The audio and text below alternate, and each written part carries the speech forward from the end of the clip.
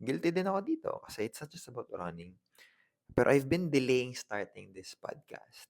Hindi maganda yung gamit ko. Hindi ko alam if kaya ko ba siyang i-sustain. May makikinig ba? May magnonood ba? Ang daming if.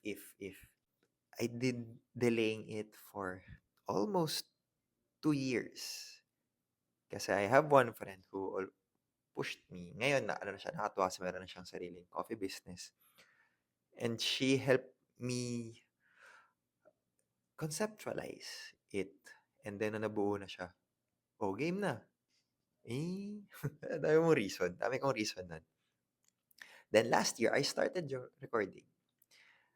Pangit yung background, pangit yung mic, pangit lahat. Binabasa ko pa yung mga script kasi di ko alam kung paano ba siya gagawin talaga. From being a perfectionist, inaccept ko na magkakaroon talagang problems along the way when I started.